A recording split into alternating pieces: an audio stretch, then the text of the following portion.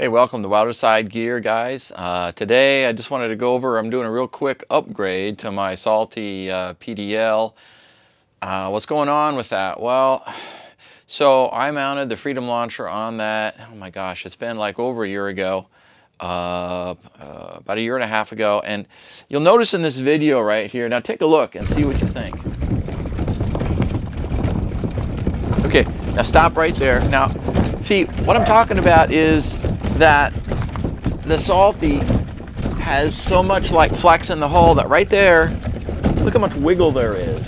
So that video's out on YouTube if you want to go take a look at it, but that's what I've experienced, and I have nothing bad to say about the Salty. It is a real fun, I guess I call it a throw and go boat. You guys know about it, so those of you that like to, launch off the surf, easy to get across the sand, relatively lightweight. But the thing about the way they designed it is, one, the plastic is, it's thinner than what I'm used to, like when I feel an AP, a 136 or even a 106 powered. I mean, Old Town made those, and in my big waters the same way. It's just thicker plastic. It's got more structure. It's more rigid.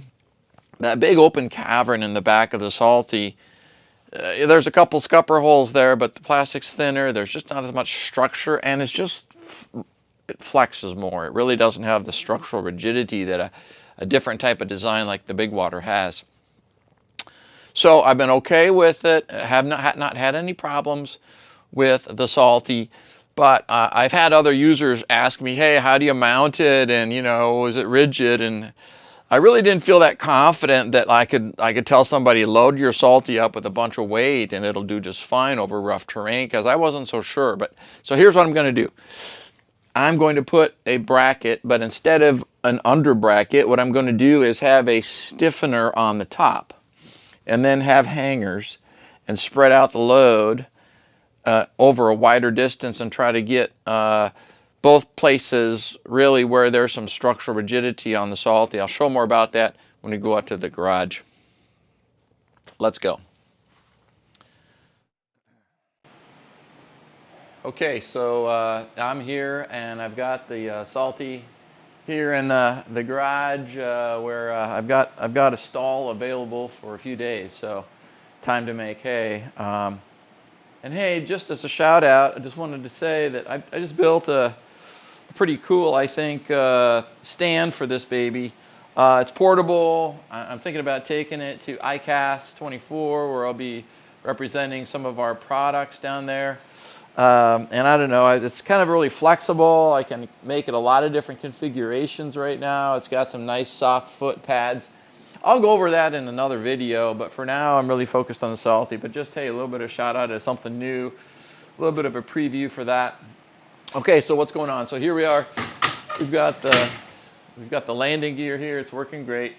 But here's where I want to show this is, if you take a look at the hull as I pull on the leg, if I'm just going to pull on the leg and I'm trying not to, maybe I'll push a little bit, you can just see that the whole hull just kind of flexes. You can see the reflection change on that crossbar. It's just like right here, especially this has got some foam in there underneath and some structure, but this point right here, I think, in my opinion, is just pretty weak, even though you've got this, but there's nothing under here holding it. I mean, there's a whole 6-8 inches between this point and the scupper. That's what's connecting to the bottom and provides with structure. So this area right here just wasn't, just due to the nature of the construction of the Salty, it wasn't what I really wanted in terms of rigidity. So what I'm planning to do is just, I'm going to make a plate of material, and I want to connect right here and then maybe 1 or 2 places up here and have this big long expanse. And right here, I think, because you've got both walls and this is right lined up with a scupper, that I think this is going to be a much better place to mount the rear point. But I'm not going to make a huge gorilla bracket. I mean, that's one way I guess I could do this. But for continuity and just to keep things sane, what I'm going to do is just create a plate, a stiffener plate, that goes across this whole area. I'm not sure about whether I'm going to preserve the rear rod holder or not. I've got plenty of other places I can mount rod holders. That's what I'm up to. I don't have the design yet, but that's just the concept. I'm going to get busy. First thing I'm going to do is just take the Freedom Launcher off so I can get some good measurements, and from there we'll see where it goes. So that's the project I'm going to be on. I'll probably start showing you bits and pieces as it comes together.